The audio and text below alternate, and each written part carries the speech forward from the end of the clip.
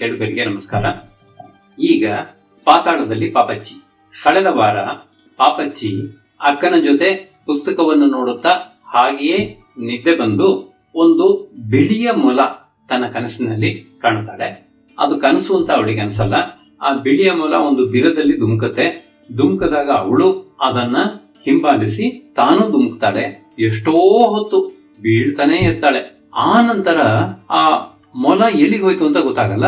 ಬಿಲದ ಹತ್ತಿರ ಒಂದು ಕೋಣೆ, ಆ ಕೋಣೆಯಲ್ಲಿ ಒಂದು ಗಾಜಿನ ಮೇಜು, ಅದನ್ನ ನೋಡ್ತಾಳೆ. ಅಲ್ಲಿಂದ ಹೊರಗಡೆ ಹೋಗೋದು ಹೇಗೆ ಅಂತ ಎಲ್ಲಾ ಬಾಗಿಲುಗಳು ಬೀಗ ಹಾಕಲ್ಪಟ್ಟಿವೆ, ಬೀಗದ ಕೈ ಇಲ್ಲ. ಕೊನೆಗೆ ಇನ್ನೂ ಒಂದು ಸಲ ನೋಡ್ತಾಳೆ. ಅಲ್ಲಿ ಒಂದು ಚಿನ್ನದ ಬೀಗದ ಕೈ ಇರುತ್ತೆ. ಬಹಳ ಹುಡುಕಿದ ಮೇಲೆ ಒಂದು ತೆರೆ ಇರುತ್ತೆ. ಅಲ್ಲಿ ಒಂದು ಚಿನ್ನದ ಬೀಗ ಹಾಕಿರುವಂತಹ ಬಾಗಿಲಿರುತ್ತೆ. ಅದನ್ನು ತೆಗೆದು ನೋಡಿದಾಗ ಸುಂದರವಾದ ತೋಟ ಕಾಣುತ್ತೆ. ಆದ್ರೆ ಏನ್ ಮಾಡೋದು? ಆ ಬಾಗಿಲು ಬಹಳ ಚಿಕ್ಕದು, ಇವಳಿಗೆ ಒಳಗಡೆ ಹೋಗ್ಲಿಕ್ಕೆ ಸಾಧ್ಯ ಇಲ್ಲ. ಆ ನಂತರ ಏನು ತಾನು ಹೋಗೋದು ಹೇಗೆ, ಏನಾದ್ರೂ ಉಪಾಯ ಇದೆಯಾ ಅಂತ ಬಂದಾಗ ಅಲ್ಲಿ ಒಂದು ಸೀಸೆ ಕಾಣುತ್ತೆ. ಸೀಸೆಯಲ್ಲಿ ಕುಡಿಯಿರಿ ಅಂತ ಇರುತ್ತೆ. ಬಹಳ ಸೊಗಸಾಗಿರುತ್ತೆ ಅದರಲ್ಲಿರುವಂತಹ ಪಾನೀಯ. ಇವಳು ಕುಡಿದು ಬಿಡ್ತಾಳೆ. ಕುಡಿದಾಗ ಏನಾಗುತ್ತೆ, ಅವಳು ಆಕಾರ ಸಣ್ಣದಾಗ್ತಾ ಆಗ್ತಾ ಆಗ್ತಾ ಸಣ್ಣದಾಗ್ಬಿಡ್ತಾಳೆ. ಸಣ್ಣದಾದಾಗ ಬೀಗದ ಕೈಯನ್ನ ಮೇಜಿನ ಮೇಲೆ ಇಟ್ಟಿದ್ದಾಳೆ. ಅದು ಅವಳಿಗೆ ಎಟ್ಕಲ್ಲ. ಏನ್ ಮಾಡಿದ್ರು ಅವಳಿಗೆ ಎಟ್ಕಲ್ಲ. ಹೇಗೆ? ಇದಕ್ಕೆ ಉತ್ತರ ಏನು? ಈ ಸಮಸ್ಯೆಗೆ ಬೀಗದ ಕೈ ತಗೊಂಡು ಮತ್ತೆ ಬೀಗ ತೆಗೆದು ತೋಟಕ್ಕೆ ಹೋಗ್ಲಿಕ್ಕೆ ಆಗ್ತಾ ಇಲ್ಲ. ಕೊನೆಗೆ ಅಲ್ಲಿ ನೋಡಿದಾಗ ಒಂದು ಸಣ್ಣ ಪೆಟ್ಟಿಗೆ ಇರುತ್ತೆ, ಗಾಜಿನ ಪೆಟ್ಟಿಗೆ. ಅದರೊಳಗೊಂದು ಜಿಲೇಬಿ ಇರುತ್ತೆ. ಅದ್ರ ಮೇಲೆ ಪೆಟ್ಟಿಗೆ ಮೇಲೆ ತಿನ್ನಿರಿ ಅಂತ ಇರುತ್ತೆ. ಇವಳು ತಿಂದ್ರೆ ಏನಾರು ಆಗುತ್ತಾ? ಬಹಳ ಯೋಚನೆ ಮಾಡ್ತಾಳೆ. ವಿಷ ಇರಬಹುದಾ? ಅದ್ರ ಮೇಲೆ ವಿಷ ಅಂತ ಬರ್ದಿಲ್ಲ. ಜಿಲೇಬಿನೂ ಬಹಳ ಚೆನ್ನಾಗಿದೆ, ತಿಂದ್ಬಿಡ್ತಾಳೆ ಅವಳು. ತಿಂದಾಗ ಏನೂ ಆಗ್ಲಿಲ್ಲ ಅವಳಿಗೆ. ಪಾಪ ರುಚಿ ಚೆನ್ನಾಗಿತ್ತು, ಪೂರ್ತಿ ಜಿಲೇಬಿ ತಿಂದ್ಬಿಡ್ತಾಳೆ. ತಿಂದ ಮೇಲೆ ಏನಾಗುತ್ತೆ ಅಂತ ಈ ವಾರ ನೋಡೋಣ. ಕಣ್ಣೀರಿನ ಕೆರೆ. ಇದೀಗ ತಮಾಷೆ, ಒಳ್ಳೆ ಸೊಗಸಾಗಿದೆ ಎಂದು ಪಾಪಚ್ಚಿ ಕೂಗಿಕೊಂಡಳು. ಅಣ್ಣನ ಕ್ಯಾಮರಾದ ಕಾಲಿನ ಹಾಗೆ ನಾನೂ ಉದ್ದವಾಗುತ್ತಿದ್ದೇನೆ. ಅಯ್ಯೋ, ನನ್ನ ಕಾಲುಗಳು ಎಲ್ಲಿ? ಅಷ್ಟು ದೂರದಲ್ಲಿವೆ. ಸರಿ ಕಾಲುಗಳೇ, ನಾನು ಹೋಗಿ ಬರುತ್ತೇನೆ. ಪಾಪ, ನಿಮಗೆ ಇನ್ನು ಜೋಡು ಮೆಟ್ಟಿಸುವವರು ಯಾರು? ನನ್ನಿಂದ ಅಷ್ಟು ಬಗ್ಗಲು ಸಾಧ್ಯ ಇಲ್ಲ. ನೀವಾಯಿತು, ನಿಮ್ಮ ಪಾಡಾಯಿತು. ಇನ್ನು ಮೇಲೆ ನನ್ನನ್ನು ಮೆಚ್ಚಬೇಡಿ. ಆದರೆ ಕಾಲುಗಳ ಸ್ನೇಹ ಸಂಪಾದಿಸದಿದ್ದರೆ ನಾಳೆಯಿಂದ ಅವು ನನ್ನನ್ನು ಅಲ್ಲಿ ಇಲ್ಲಿ ಕರೆದುಕೊಂಡು ಹೋಗಬೇಕಲ್ಲ. ಇರ್ಲಿ, ಅಣ್ಣ ಗೌರಿ ಹಬ್ಬಕ್ಕೆ ಸರಿಯಾಗಿ ಗೊಲಸು ಮಾಡಿಸಿಕೊಡುತ್ತೇನೆ ಅಂತ ಹೇಳಿದ. ಅದನ್ನು ಕೊಟ್ಟರೆ ಅವಕ್ಕೆ ತೃಪ್ತಿಯಾಗಬಹುದು. ಅದನ್ನು ಕೊಡುವುದು ತಾನೇ ಹೇಗೆ? ಚಿಂತೆ ಇಲ್ಲ, ಟಪಾಲಿಗೆ ಹಾಕಿದರಾಯಿತು. ವಿಳಾಸ ಚಿ ಸೌ ಹ ಕುಂ ಶೋ, ಪಾಪಚ್ಚಿಯ ಬಲಗಾಲು, ಶಾಮು ಓದುವ ಕೊಠಡಿಯ ನೆಲ, ನಮ್ಮ ಮನೆ ಬೀದಿ, ಮೈಸೂರು. ಥೂ ಪಾಪಚ್ಚಿ, ಸಾಕು ಸುಮ್ಮನಿದೆ. ಯಾಕೋ ಬರ್ಬರುತ್ತಾ ನಿನ್ನ ಮಾತು ಹುಚ್ಚು. ಸಾಕು ನಿಲ್ಲಿಸೆ ನಿನ್ನ ಪುಣ್ಯಕ್ಕೆ. ಹೀಗೆ ಮಾತನಾಡುತ್ತಾ ಬಹು ಎತ್ತರವಾಗಿ ಬೆಳೆದಳು. ಅಷ್ಟರೊಳಗೆ ಅವಳ ತಲೆ ಮೇಲುಚಾವಣಿಗೆ ತಗಲಿತು. ಅವಳು ಸುಮಾರು 9 ಅಡಿಯಷ್ಟು ಬೆಳೆದು ಬಿಟ್ಟಿದ್ದಳು. ಚಿನ್ನದ ಬೀಗದ ಕೈಯಲ್ಲಿ ಹಿಡಿದುಕೊಂಡು ಒಂದೇ ಹೆಜ್ಜೆಗೆ ತೋಟದ ಬಾಗಿಲ ಹತ್ತಿರ ಬಂದಳು. ಆದರೆ ಪ್ರಯೋಜನವೇನು? ಹೊರಗೆ ಹೋಗುವುದು ಹಾಗಿರಲಿ, ಕಣ್ಣಿನಿಂದ ಆ ನೋಟವನ್ನು ಇನ್ನೊಮ್ಮೆ ನೋಡುವುದಕ್ಕೂ ಕೂಡ ಸಾಧ್ಯವಾಗಲಿಲ್ಲ. ಪಾಪ, ತನ್ನ ಸಂಕಟವನ್ನು ಹೇಳಿಕೊಳ್ಳುವುದಕ್ಕೆ ಅಲ್ಲಿ ಒಂದು ಪ್ರಾಣಿಯಾದರೂ ಇರಬೇಕಲ್ಲ. ಇನ್ನೇನು ಮಾಡುತ್ತಾಳೆ? ಅಳುತ್ತಾ ಕುಳಿತಳು. ನಾಚಿಕೆ ಗೀಚಿಗೆ ಇಲ್ಲವೇನೆ? ಕಂಬದ ಹಾಗೆ ಬೆಳೆದು ಬಿಟ್ಟು ಎಳೆಯ ಕೂಸಿನ ಹಾಗೆ ಬಳಬಳನೆ ಕಣ್ಣೀರು ಸುರಿಸ್ತಾಳೆ.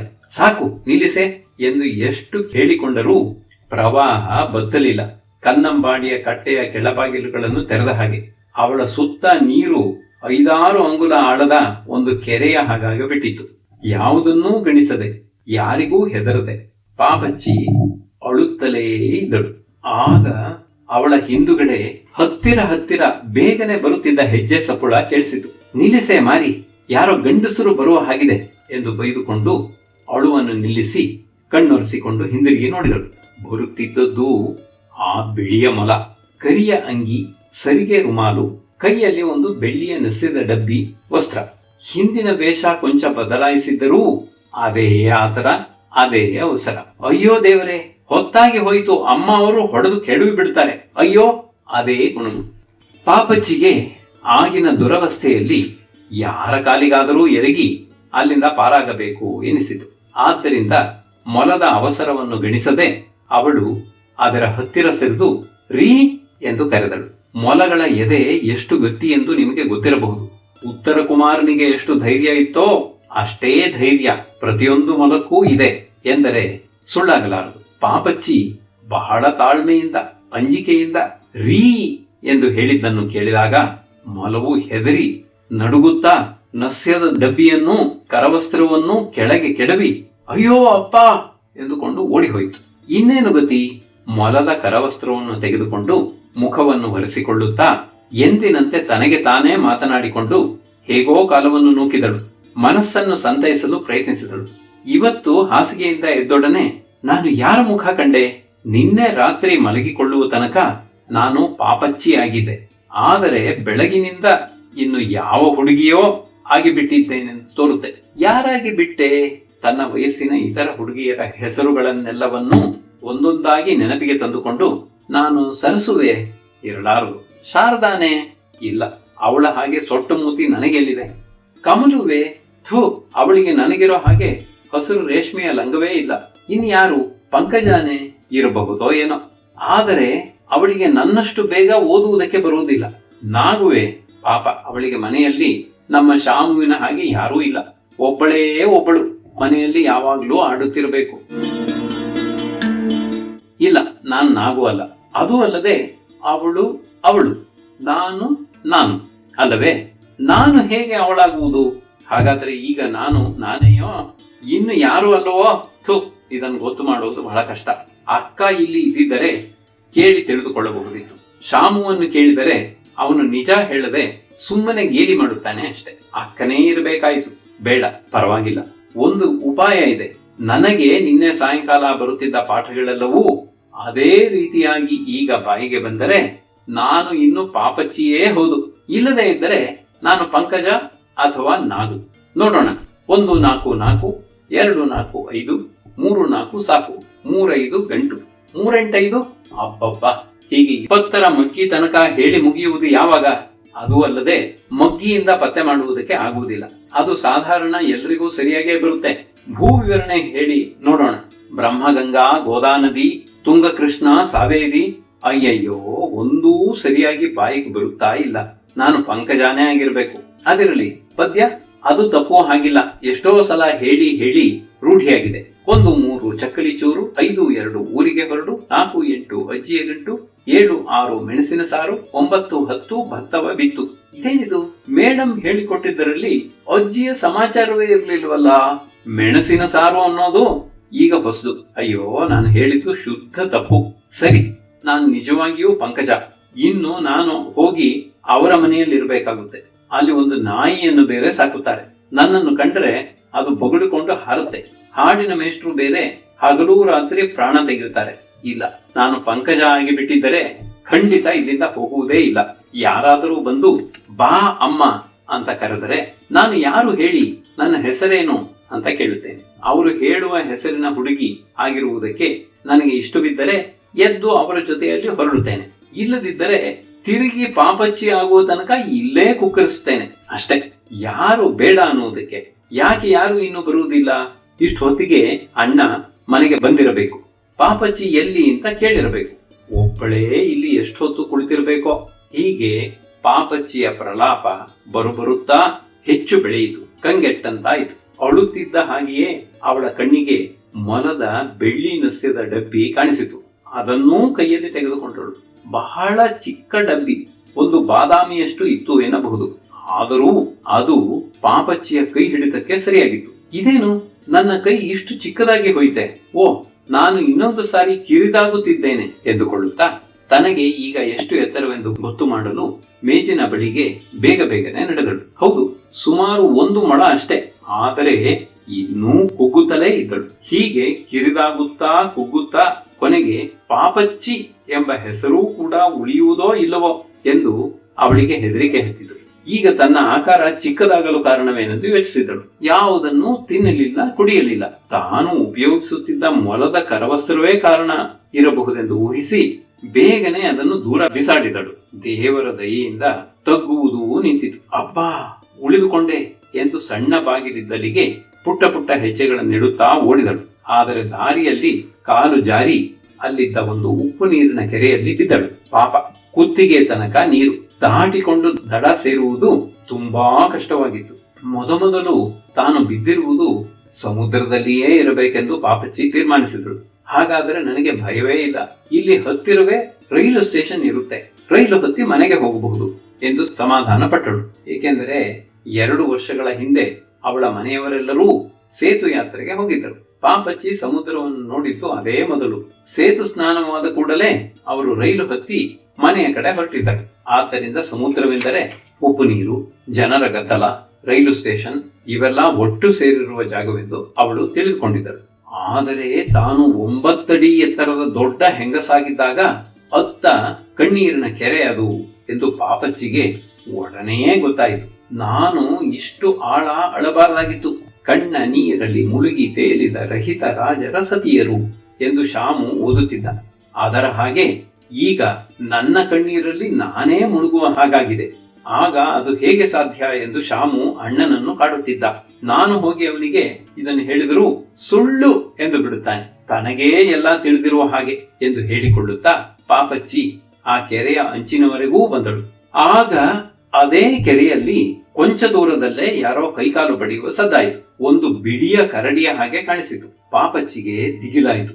ಆದರೆ ತಾನು ಗೇಣುದ್ದದ ಪುಟ್ಟ ಹುಡುಗಿ ಎಂದು ಜ್ಞಾಪಿಸಿಕೊಂಡ ಮೇಲೆ ಅದೊಂದು ಬಿಳಿಯ ಇಲಿ, ತನ್ನ ಹಾಗೆ ಅದು ನೀರಿನಲ್ಲಿ ಬಿದ್ದು ಒದ್ದಾಡುತ್ತಿದೆ ಅಷ್ಟೇ ಎಂದು ಕಂಡುಕೊಂಡಳು. ಇಲಿಯನ್ನು ಕಂಡು ಅಷ್ಟು ಹೆದರಿದ್ದಕ್ಕಾಗಿ ಕೊಂಚ ನಾಚಿಕೊಂಡಳು. ಇಲ್ಲಿ ಎಲ್ಲವೂ ವಿಪರೀತವಾಗಿದೆ. ಇದು ಯಾವುದೋ ಒಂದು ಮಾಯದ ಊರು. ಈ ಇಲಿ ನನ್ನೊಂದಿಗೆ ಮಾತನಾಡಿದರೂ ಆಡಬಹುದು, ಅಂತೂ ಆಡಿಸಿ ನೋಡುತ್ತೇನೆ ಎಂದು ಪಾಪಚ್ಚಿ ರೀ ಇಲಿಯೇ ಎಂದು ಕೂಗಿದಳು. ಇಲಿಗಳೊಂದಿಗೆ ಮಾತು ಪ್ರಾರಂಭಿಸಲು ಸರಿಯಾದ ಕ್ರಮ ಯಾವುದೆಂದು ಪಾಪಚ್ಚಿಗೆ ಮಾತ್ರವಲ್ಲ, ಅನೇಕ ದೊಡ್ಡ ವಿದ್ವಾಂಸರಿಗೆ ಕೂಡ ತಿಳಿಯದು. ಆದರೂ ಧೈರ್ಯವಾಗಿ ಪಾಪಚ್ಚಿ ಮಾತುಕತೆ ಪ್ರಾರಂಭಿಸಿಯೇ ಬಿಟ್ಟಳು. ಶಾಮುವಿನ ಹತ್ತಿರವಿದ್ದ ವ್ಯಾಕರಣ ಪುಸ್ತಕದಲ್ಲಿ ಇಲಿ, ಇಲಿಗಳು, ಇಲಿಯೇ, ಇಲಿಗಳೇ, ಇಲಿಯನ್ನು, ಇಲಿಗಳನ್ನು ಎಂದು ಬರೆದಿದ್ದ ರೀತಿಯನ್ನು ಅವಳು ಬಲ್ಲಳು. ಆದ್ದರಿಂದ ರೀ ಇಲಿಯೇ ಎಂದು ಸಂಬೋಧಿಸಿದಳು. ಇಲಿ ಬಾಯಿ ತೆರೆಯಲೇ ಇಲ್ಲ. ಎಲ್ಲಿ ಗಂಟಲೊಳಕ್ಕೆ ಉಪ್ಪು ನೀರು ಹೋಗುತ್ತದೆಯೋ ಎಂಬ ಭಯವೋ ಏನೋ ತೆಪ್ಪಗಿತ್ತು. ಓಹೋ, ಇದಕ್ಕೆ ನಮ್ಮ ಭಾಷೆ ಬರುವುದಿಲ್ಲವೆಂದು ಕಾಣುತ್ತೆ. ಬಣ್ಣ ನೋಡಿ ನಾನು ಆಗಲೇ ತಿಳಿದುಕೊಳ್ಳಬೇಕಾಗಿತ್ತು. ಇದು ಯುರೋಪಿಯನ್ ಇರಬೇಕು. ಅದಕ್ಕೇನು, ಇಂಗ್ಲಿಷ್ನಲ್ಲಿ ಒಂದೆರಡು ಮಾತು ಆಡಿದರಾಯಿತು ಎಂದು ಹೇಳುತ್ತಾ ಪಾಪಚ್ಚಿ ಎ ರ್ಯಾಟ್ ಒಂದು ಇಲಿ, ಎ ಕ್ಯಾಟ್ ಒಂದು ಬೆಕ್ಕು, ಸರಿಯೇ ಸಾರ್ ಎಂದು ಕೇಳಿದಳು. ಇಲಿ ಪಾಪ ನೀರೊಳಕ್ಕೆ ಗುಳುಂ ಎಂದು ಮುಳುಗಿ ಕೊಂಚ ಹೊತ್ತಿನ ಮೇಲೆ ಉಸಿರನ್ನು ಕಟ್ಟಲಾರದೆ ಪಿಟಪಿಟನೆ ಕಣ್ಣು ಬಿಡುತ್ತಾ ಮೇಲಕ್ಕೆ ಬಂದಿತು. ಪಾಪಚ್ಚಿಗೆ ತುಂಬಾ ವ್ಯಥೆಯಾಯಿತು. ಅನ್ಯಾಯವಾಗಿ ಈ ಪ್ರಾಣಿಯನ್ನು ಹೆದರಿಸಿದನಲ್ಲ ಎಂದು ಕೊರಗಿದಳು. ತಪ್ಪಾಯಿತು, ನಿಮ್ಮಗಳಿಗೆ ಬೆಕ್ಕನ್ನು ಕಂಡರೆ ಆಗುವುದಿಲ್ಲವೆಂದು ನಾನು ಮರತೇ ಹೋದೆ ಎಂದು ಬಹಳವಾಗಿ ಬೇಡಿಕೊಂಡಳು. ಕಂಡರೆ ಆಗುವುದಿಲ್ಲವಂತೆ, ನೀವು ಒಂದು ಇಲಿಯಾಗಿದ್ದರೆ ನಿಮಗೂ ಅದನ್ನು ಕಂಡರೆ ಆಗುತ್ತಿರಲಿಲ್ಲ. ಇಲಿ ಕೋಪದಿಂದ ಕೆರಳಿತು. ಅದಿರಲಿ, ಹಾಗೆ ರೇಗಬೇಡಿ. ಕೋಪದಿಂದ ಬಾಲವನ್ನ ಹಾಗೆ ನೆಟ್ಟಿಗೆ ನಿಲ್ಲಿಸಬೇಡಿ. ಕೊಂಚ ಸರಿಯಲ್ಲ ಬಿಡಿ. ಹಾಗೆ ಆದರೂ ನಮ್ಮ ಮನೆ ಪಿಲ್ಲಿಯನ್ನು ಒಂದು ಸಲ ನೋಡಿದರೆ ನೀವು ಏನನ್ನುತ್ತೀರೋ ಅವಳನ್ನು ಕಂಡರೆ ಬೆಕ್ಕುಗಳ ಮೇಲಿರುವ ದ್ವೇಷವೆಲ್ಲವೂ ತೀರಾ ಮಾಯವಾಗುವುದು. ಎಂತಹ ಮುದ್ದಾದ ಬೆಕ್ಕಿನ ಮರಿ ಗೊತ್ತೇ? ಕಣ್ಣು ಮುಚ್ಚಿಕೊಂಡು ಒಲೆಯ ಮುಂದೆ ಹಾಲು ಕಾಯಿಸುವುದನ್ನೇ ನೋಡುತ್ತಾ ಕುಳಿತಿರುತ್ತಾಳೆ. ಬಾಲ ಮಾತ್ರ ಆಚೆ ಈಚೆ, ಎಡಕ್ಕೆ ಬಲಕ್ಕೆ ನೆಗೆಯುತ್ತಾ ಇರುತ್ತದೆ. ಇಲಿಗಳೇನಾದರೂ ಗುಳುಂ ಎಂಬ ಸದ್ದು. ಓ ಮರೆತೆ, ಇಲಿ ಮೇಲಕ್ಕೆ ಬಂತು. ನಿಮಗೆ ರುಚಿಸದಿದ್ದರೆ ಬೆಕ್ಕಿನ ವಿಚಾರವನ್ನೇ ನಾವು ಬಿಟ್ಟು ಬಿಡೋಣ ಎಂದು ಪಾಪಚ್ಚಿ ಹೇಳಿದರು. ಏನು ಹೇಳಿದಿರಿ? ನಾವು ಬಿಟ್ಟು ಬಿಡೋಣ ಅಂದಿರ? ನಾನು ಏನಾದರೂ ಈ ವಿಷಯ ಈಗ ಎತ್ತಿದನೇ? ಬೆಕ್ಕುಗಳು ನೀಚರು, ಚಂಡಾಳರು. ನಮ್ಮ ತಾತ ಮುತ್ತಾತಂದಿರ ಕಾಲದಿಂದಲೂ ನಾವು ಆ ರಾಕ್ಷಸರ ಜೊತೆ ಸೇರುವುದೇ ಇಲ್ಲ. ಕೊಳ್ಳುವುದು, ಕೊಡುವುದು, ತಿಂಡಿ, ತೀರ್ಥ, ಊಟ, ಉಪಚಾರ ಎಲ್ಲವನ್ನೂ ಬಿಟ್ಟಿದ್ದೇವೆ. ಶುದ್ಧ ಅಯೋಗ್ಯರು, ಪುಂಡರು, ಪಾಪಿಗಳು ಎಂದು ಮುಂತಾಗಿ ಇಲಿ ಶಪಿಸಲು ಪ್ರಾರಂಭಿಸಿತು. ಇಲ್ಲ ಇಲ್ಲ, ಆ ಮಾತನ್ನಲ್ಲಿಗೆ ಬಿಟ್ಟೆ, ಕ್ಷಮಿಸಿ, ಹೋಗ್ಲಿ. ನಿಮ್ಗೆ ನಾಯಿಗಳು ಸ್ನೇಹಿತರು ತಾನೆ, ಅವರ ವಿಷಯ ಹೇಳಬಹುದು ತಾನೆ. ಇಲಿ ಸುಮ್ಮನಿದ್ದುದರಿಂದ ಕೊಂಚ ಉತ್ಸಾಹದೊಡನೆ, ನಮ್ಮ ಬೀದಿಯಲ್ಲಿ ಒಂದು ಜೂಲು ನಾಯಿ ಇದೆ. ಮೂಗಿನ ತುದಿ, ಬಾಲದ ತುದಿ ಮಾತ್ರ ಕಪ್ಪು, ಉಳಿದ ಕಡೆಯೆಲ್ಲ ಬಿಳುಪು. ಮೈ ತುಂಬಾ ಸುರುಳಿ ಸುರುಳಿಯಾಗಿದೆ ಕೂದಲು. ಚೆಂಡು ಗಿಂಡು ಎಸೆದರೆ ಓಡಿ ಹೋಗಿ ನಮ್ಮ ಕೈಗೆ ತಂದು ಕೊಡುತ್ತದೆ. 1000 ರೂಪಾಯಿ ಕೊಟ್ಟರೂ ಅಂತಹ ನಾಯಿ ಸಿಗುವುದಿಲ್ಲ ಎಂದು ಅವರ ಮನೆಯವರು ಹೇಳ್ತಾರೆ. ಒಂದು ದಿನ ಒಂದು ತಮಾಷೆ ಆಯಿತು. ಒಂದು ಇಲಿ ಬಂತಂತೆ. ಆಗ ಅದು ಓಡಿ ಹೋಗಿ ಅದನ್ನು ಗಬಕ್ಕೆಂದು ಮತ್ತೆ ಗುಳುಂ ಎಂಬ ಸದ್ದು. ಅಯ್ಯೋ, ನಾನು ಇದನ್ನೂ ಹೇಳಬಾರದಾಗಿತ್ತು.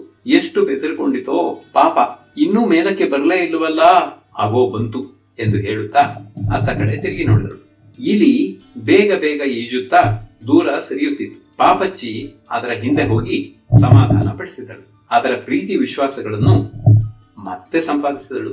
ಆಗ ಇಲಿ ಗದ್ಗದ ಸ್ವರದಲ್ಲಿ, ದಡ ಸೇರಿದ ಮೇಲೆ ಒಂದು ಕತೆ ಹೇಳುತ್ತೇನೆ. ಆಗ ನಮಗೂ ನಾಯಿ ಬೆಕ್ಕುಗಳಿಗೂ ಇರುವ ದ್ವೇಷದ ಕಾರಣ ಏನೆಂದು ನಿಮಗೆ ತಿಳಿಯುತ್ತೆ ಎಂದು ಹೇಳಿತು. ಆ ಕೆರೆಯಲ್ಲಿ ಇನ್ನೂ ಅನೇಕರು ಕೈಕಾಲು ಬಿಡಿದುಕೊಳ್ಳುವ ಸದ್ದಾಯಿತು. ಪಾಪಚ್ಚಿ ಒಂದು ಸಲ ಕೆರೆಯ ಸುತ್ತ ನೋಡಿದಳು. ಆಶ್ಚರ್ಯ! ಆಗಲೇ 10-20 ಪ್ರಾಣಿಗಳು ಕೆರೆಯಲ್ಲಿ ಜಾರಿ ಬಿದ್ದು ದಿಕ್ಕು ತೋಚದೆ ಈಡ್ಚಾಡುತ್ತಿದ್ದವು.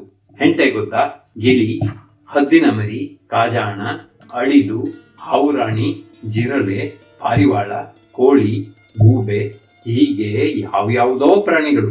ಇಷ್ಟೊಂದು ಪ್ರಾಣಿಗಳು ಅಲ್ಲಿ ಹೇಗೆ ಬಂದು ಬಿದ್ದವೋ ದೇವರೇ ಬಲ್ಲ. ಕಡೆಗೆ ಎಲ್ಲವೂ ಪಾಪಚ್ಚಿಯ ಹಿಂದೆಯೇ ದಡ ಸೇರಿ ನೆಲದ ಮೇಲೆ ಬಂದು ಕುಳಿತು. ರೈಲೋಟ.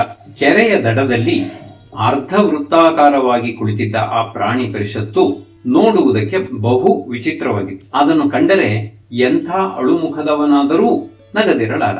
ಎಲ್ಲಾ ಹಕ್ಕಿಗಳಿಗೂ ರೆಕ್ಕೆಗಳು ಮೈಗೆ ಅಂಟಿಕೊಂಡಿದ್ದವು. ಅಳಿಲು, ಇಲಿ ಮುಂತಾದವು ಚಳಿಯಿಂದ ನಡುಗುತ್ತಿದ್ದವು. ಕೆಲವು ಗಟ್ಟಿಯಾಗಿ ಕೆಮ್ಮುತ್ತಿದ್ದವು. ಎಲ್ಲಕ್ಕೂ ಒದ್ದೆ, ಚಳಿ, ನಡುಕ. ಹೀಗೇ ಸ್ವಲ್ಪ ಹೊತ್ತು ಅವು ನೀರು ತೊಟಕಿಸುತ್ತಾ ಕುಳಿತಿದ್ದರೆ ಕೆಲವಕ್ಕೆ ನ್ಯೂಮೋನಿಯಾ ಜ್ವರ ಬರುವುದರಲ್ಲಿ ಸಂದೇಹವೇ ಇರಲಿಲ್ಲ. ಅಲ್ಲಿ ಆಗ ಎಲ್ಲರಿಗೂ ಬೇಕಾಗಿದ್ದದ್ದು ಒಂದೇ, ಮೈ ಒರೆಸಿಕೊಳ್ಳುವುದಕ್ಕೆ ಒಣಗಿದ ಟವಲುಗಳು. ಆದರೆ ಅವುಗಳನ್ನು ಎಲ್ಲಿಂದ ಒದಗಿಸುವುದು? ಯಾರು ತಂದು ಕೊಡುವರು? ಒದ್ದೆ ಆರಲು ಇನ್ನೇನು ಉಪಾಯ ಎಂದು ಎಲ್ಲರನ್ನೂ ಕೇಳುತ್ತಿದ್ದರು. ಪಾಪಚ್ಚಿಯೂ ಇತರ ಪ್ರಾಣಿಗಳೊಡನೆ ಬಹಳ ಸಲಿಗೆಯಿಂದ ಸಂಭಾಷಿಸತೊಡಗಿದಳು. ಸಲಿಗೆಯ ಮಾತು ಹಾಗಿರಲಿ, ಮಾತು ಬೆಳೆಯುತ್ತಾ ಬೆಳೆಯುತ್ತಾ ಅವಳಿಗೂ ಕೋಳಿಗೂ ಒಂದು ಸಣ್ಣ ಜಗಳವೇ ಪ್ರಾರಂಭವಾಗಿ ಹೋಯಿತು. ಕೊನೆಗೆ ಕೋಳಿ, ನಿನಗಿಂತ ನನಗೆ ವಯಸ್ಸಾಗಿದೆ, ಎಷ್ಟಾದರೂ ನಾನು ಹಿರಿಯವಳು, ಚಿಕ್ಕವರು ದೊಡ್ಡವರ ಮೇಲೆ ಬಿದ್ದು ಮಾತನಾಡಕೂಡದು ಎಂದಿತು. ಪಾಪಚ್ಚಿಗೆ ಕೋಪ ಬಂತು. ಆದರೂ ಮೊದಲು ಕೋಳಿಯ ವಯಸ್ಸು ಏನೆಂದು ತಿಳಿದುಕೊಳ್ಳಬೇಕೆಂದು ಯೋಚಿಸಿ ಅವಳು ಕೋಳಿಯನ್ನು ಅನೇಕ ಸಲ ಕೇಳಿದಳು. ಆ ಕೋಳಿಯ ಹಠ ನೋಡಿ ತಾನು ಹುಟ್ಟಿ ಎಷ್ಟು ವರ್ಷವಾಯಿತೆಂಬ ಗುಟ್ಟನ್ನು ಅದು ಕಡೆಗೂ ಬಿಚ್ಚಲೇ ಇಲ್ಲ. ಆದ್ದರಿಂದ ಜಗಳ ಅಲ್ಲಿಗೆ ಕೊನೆಗೊಂಡಿತು. ಬಿಳಿಯ ಇಲಿ ಒಳ್ಳೆಯ ಸುಟಿಯಾದ ಪ್ರಾಣಿ, ಬುದ್ಧಿವಂತ. 4 ಜನರು ತೊಂದರೆಗೆ ಗುರಿಯಾದರೆ ನೋಡಿಕೊಂಡು ಸುಮ್ಮನಿರಲಾರ, ಸೇವಾ ತತ್ಪರ. ಎಲ್ಲರೂ ಒದ್ದೆಯನ್ನು ಆರಿಸಿಕೊಳ್ಳಲು ಅದು ಒಂದು ಉಪಾಯ ಹುಡುಕಿತು. ಎಲ್ಲರನ್ನೂ ತನ್ನ ಸುತ್ತ ಬರಮಾಡಿ ಕೂರಿಸಿಕೊಂಡಿತು. ನಾನು ಹೇಳುವುದನ್ನು ಸಾವಧಾನವಾಗಿ ಲಾಲಿಸಿ, ನಿಮ್ಮ ಒದ್ದೆ ಬೇಗನೆ ಆರುವ ಹಾಗೆ ನಾನು ಮಾಡುತ್ತೇನೆ. ನನ್ನ ಮಾತುಗಳು ಒಂದರ ಹಿಂದೊಂದು ಕಿವಿಯೊಳಕ್ಕೆ ಇಳಿದ ಹಾಗೆಲ್ಲ ನಿಮ್ಮ ಮೈ ಒದ್ದೆ ಆರಿ ಹೋಗುತ್ತೆ, ನೋಡುತ್ತೀರಿ ಎಂದು ಇಲಿ ಕಿರಿಚಿತು. ಎಲ್ಲರೂ ಬೆಪ್ಪಾದರು.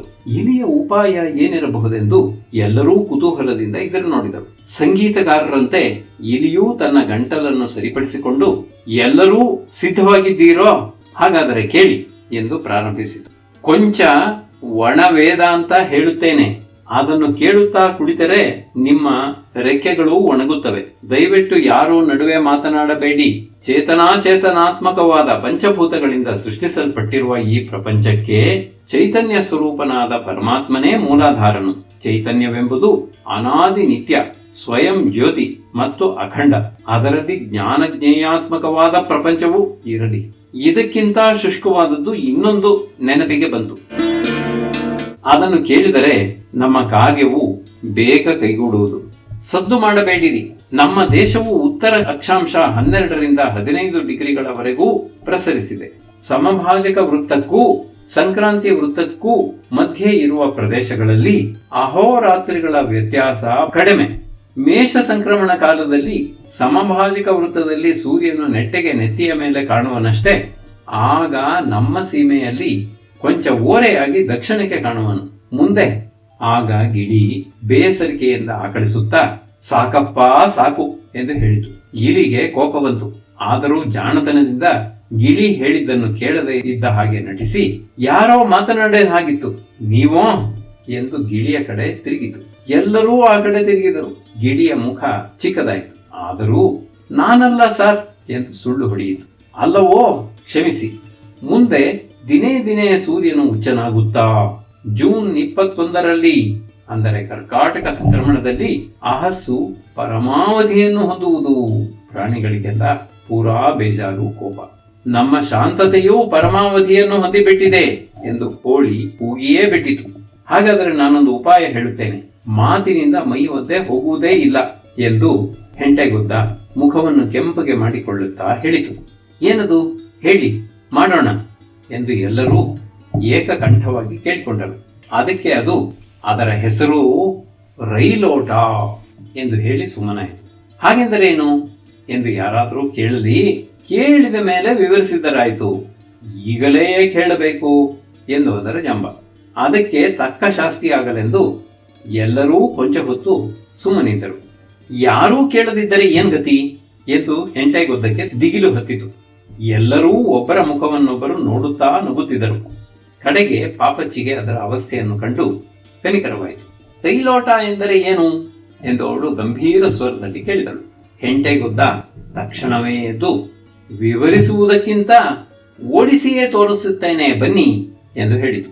ಮೊದಲು ತನ್ನ ಬಾಲದಿಂದ ಸುಮಾರು ಚಕ್ರಾಕಾರದಲ್ಲಿ ಒಂದು ಗೆರೆಯನ್ನೆಳೆಯಿತು. ಅನಂತರ ಎಲ್ಲರನ್ನೂ ಕರೆದುಕೊಂಡು ಆ ಗೆರೆಯ ಮೇಲೆ ಅಲ್ಲಲ್ಲಿ ಕೊಂಚ ದೂರವಾಗಿ ನಿಲ್ಲಿಸಿತು. ರೈಲೋಟದಲ್ಲಿ 1 2 3 ಆಫ್ ಯಾವುದೂ ಇಲ್ಲವೆಂದು ಬೇಕಾದವರು ಬೇಕಾದ ಕಡೆ ಗೆರೆಯ ಮೇಲೋ ಗೆರೆಯ ಒಳಗೋ ಹೊರಗೋ ಹೇಗೋ ಓಡುವುದು. ಕಾಲು ಸೋತು ಸುಸ್ತಾಗಿ ಕೆಳಗೆ ಬೀಳುವ ತನಕ ಓಡಬಹುದೆಂದೂ ಹೇಳಿತು. ಎಲ್ಲರೂ ಓಡಿದರು. ಅಂತೂ ಇಂತೂ ಹೀಗೆ ಅರ್ಧ ಗಂಟೆ ಓಡಿದ ಮೇಲೆ ಎಲ್ಲರ ಮೈಯೂ ಆರಿತು. ಕೆಲವರಿಗೆ ಸೆಕೆಯಿಂದ ಬೆವರುವುದಕ್ಕೂ ಪ್ರಾರಂಭ. ಓಟ ಮುಗಿಯಿತು ಎಂದು ಹೆಂಟೆಗುದ್ದ ಕೂಗಿತು. ಎಲ್ಲರೂ ಅದರ ಸುತ್ತಮುತ್ತ ಕುಳಿತು ಸುಧಾರಿಸಿಕೊಳ್ಳುತ್ತಿದ್ದರು. ಕೆಲವರು ರೈಲೋಟದಲ್ಲಿ ಗೆದ್ದವರು ಯಾರು ಎಂದು ಕೇಳಿದರು. ಈ ಪ್ರಶ್ನೆಗೆ ಉತ್ತರ ಹೇಳುವುದು ಕೊಂಚ ಕಷ್ಟವಾಗಿತ್ತು. ಪಾಪ ಹೆಂಟೆಗುದ್ದ ಏನು ಹೇಳುವುದಕ್ಕೂ ತೋಚದೆ ಆಲೋಚನೆಯಲ್ಲಿಯೇ ಮುಳುಗಿತ್ತು. ಅದರ ಮುಖದ ಬಣ್ಣ ಕೊಂಚವಾಗಿ ಬದಲಾಯಿಸುತ್ತಾ ಕೊನೆಗೆ ರಕ್ತದಂತೆ ಕೆಂಪಾಯಿತು. ಕಡೆಗೆ ಎಲ್ಲರೂ ಗೆದ್ದರು, ಎಲ್ಲರಿಗೂ ಪಾರಿತೋಷಿಕವನ್ನು ಕೊಡಲಾಗುವುದು ಎಂದು ಹೇಳಿತು. ಪ್ರಾಣಿಗಳಿಗೆ ಹಿಡಿಸಲಾರದ ಸಂತೋಷ, ಜಯಘೋಷ, ಅವಾಂತರವೋ ಅವಾಂತರ. ಎಲ್ಲರೂ ಆನಂದದಿಂದ ಕುಣಿದಾಡಿದವು. ಬಹುಮಾನವನ್ನು ದಯಪಾಲಿಸುವವರು ಯಾರು ಎಂದು ಕೆಲವರು ಕೇಳಿದರು. ಅವಳು ಎಂದು ಹೆಂಟೆಗುದ್ದ ಪಾಪಚ್ಚಿಯ ಕಡೆಗೆ ಪಾಲವನ್ನು ತೋರಿಸಿತು. ಸರಿ, ಎಲ್ಲರೂ ಪಾಪಚ್ಚಿಯನ್ನು ಬಹುಮಾನ ಎಂದು ಬೇಡಿದರು. ಪಾಪ, ಅವಳು ಏನು ಮಾಡಿಯಾಳು? ಅತ್ತರೆ ಯಾರೂ ಬಿಡುವ ಹಾಗಿಲ್ಲ. ಏನು ಕೊಡುವುದೆಂದು ಶಾಮುವನ್ನಾದರೂ ಕೇಳಿ ತಿಳಿದುಕೊಳ್ಳುವ ಹಾಗಿರಲಿಲ್ಲ. ಜೇಬಿನಲ್ಲಿ ಏನಾದರೂ ಇದೆಯೇ ಎಂದು ಯೋಚಿಸಿದಳು. ಆಗ ಬೆಳಗ್ಗೆ ಪಕ್ಕದ ಮನೆ ಶಾರದಾ ಕೊಟ್ಟಿದ್ದ ಕಡಲೆಕಾಯಿ 5-6 ಜೇಬಿನಲ್ಲಿ ಇರುವುದು ಅವಳಿಗೆ ಪತ್ತೆಯಾಯಿತು. ಸಿಪ್ಪೆ ಸುಲಿದು ಒಂದೊಂದು ಬೀಜವನ್ನು ಒಬ್ಬೊಬ್ಬರಿಗೆ ಕೊಟ್ಟಳು. ದೇವರ ದಯೆಯಿಂದ ಕಡಲೆಕಾಯಿ ಕಣ್ಣೀರಿನಲ್ಲಿ ಅಷ್ಟು ನೆನೆದಿರಲಿಲ್ಲ. ಎಲ್ಲರಿಗೂ ಒಂದೊಂದು ಬೀಜದಂತೆ ಸರಿಯಾಗಿ ಹಂಚಿದಳು. ಅಲ್ಲಿಗೆ ಜೇಬೂ ಬರಿಯಾಯಿತು. ಆಗ ಅವಳಿಗೆ ಯಾವ ಬಹುಮಾನವೂ ಬೇಡವೇ ಎಂದು ಇಲಿ ಕೇಳಿತು. ಅಗತ್ಯವಾಗಿ ಕೊಟ್ಟೇ ಕೊಡಬೇಕು, ಕೊಡದೇ ಇರುವುದು ಯಾವ ನ್ಯಾಯ ಎಂದು ಹೆಂಟೆಗುದ್ದ ಕೇಳಿತು. ಯಾವ ವಿಚಿತ್ರ ಬಹುಮಾನವನ್ನು ಪ್ರಾಣಿಗಳು ತನಗೆ ಕೊಡಬಹುದೆಂದು ಪಾಪಚ್ಚಿ ಆಲೋಚಿಸಿದಳು. ಆದರೆ ಅಳಿಲು, ಅಮ್ಮ, ನಿಮ್ಮ ಜೇಬಿನಲ್ಲಿ ಇನ್ನೇನಿದೆ ನೋಡಿ ಎಂದು ಬೇಡಿಕೊಂಡಿತು. ಪಾಪಚ್ಚಿ ಒಂದು ಸಣ್ಣ ರಬ್ಬರ್ ಚೂರನ್ನು ತೆಗೆದು ಹೆಂಟೆಗುದ್ದನ ಕೈಗೆ ಕೊಟ್ಟಳು. ಅವಳು ಅದನ್ನು ಆದರದಿಂದ ಸ್ವೀಕರಿಸಿ ಹೆಂಟೆಗುದ್ದನು ಪಾಪಚ್ಚಿಯ ಸುತ್ತ ಎಲ್ಲರನ್ನೂ ಕರೆದು ಕೂರಿಸಿ, ಈ ದಿನ ಇಲ್ಲಿ ನೆರೆದಿರುವ ಮಹನೀಯರ ಪರವಾಗಿ ಅವರ ಜ್ಞಾಪಕಾರ್ಥವಾಗಿ ಈ ರಭ್ರ ವೃಕ್ಷ ರಸಾಯನವನ್ನು ತಮಗೆ ಸಮರ್ಪಿಸಿರುತ್ತೇನೆ, ಸ್ವೀಕರಿಸಬೇಕು ಮಹಾತಾಯಿ ಎಂದು ಒಂದು ಚಿಕ್ಕ ಉಪನ್ಯಾಸವನ್ನು ಕೊಟ್ಟಿತು. ಎಲ್ಲರೂ ಚಪ್ಪಾಳೆ ತಟ್ಟಿದರು. ಗಿಳಿ ಮಾತ್ರ ಈಗ ಹೇಳಿದ್ದು ಕನ್ನಡ ತಾನೆ ಎಂದು ಹೇಳಿ ಹೆಂಟೆಗುದ್ದನ ಭಾಷಾ ಶೈಲಿಯನ್ನು ಕೊಂಚ ಹಾಸ್ಯ ಮಾಡಿ ಪಾಪಚ್ಚಿಗೆ ನಗು ಬಂತು. ಆದರೂ ಇತರರು ಅಷ್ಟು ಗಂಭೀರವಾಗಿರುವುದನ್ನು ಕಂಡು ಅವಳು ನಗುವನ್ನು ತಡೆದಳು. ತನ್ನ ಕೃತಜ್ಞತೆಯನ್ನು ಸೂಚಿಸುವ ಸಲುವಾಗಿ ಅವಳು ಯಾವ ಉಪನ್ಯಾಸವನ್ನೂ ಕೊಡಲಿಲ್ಲ.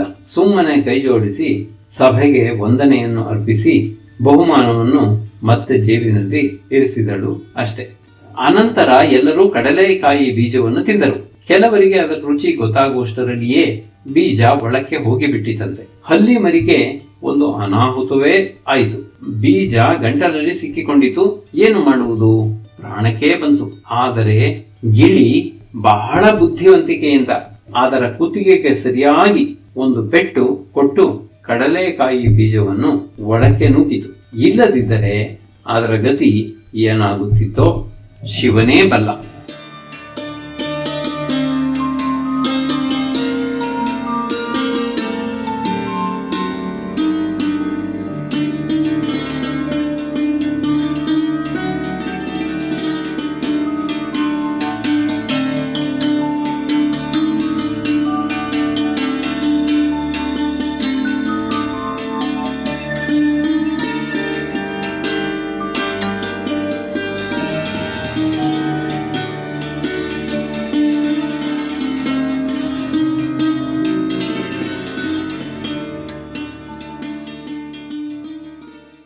ಇದುವರೆಗೂ ಪಾತಾಳದಲ್ಲಿ ಪಾಪಚ್ಚಿ ಮಕ್ಕಳ ಕಥೆಗಳು ಕೇಳಿದಿರಿ. ಪ್ರಸ್ತುತಿಪಡಿಸಿದವರು ಡಾಕ್ಟರ್ ಪಾಂಡುರಂಗ ವಿಠಲ ಅವರು.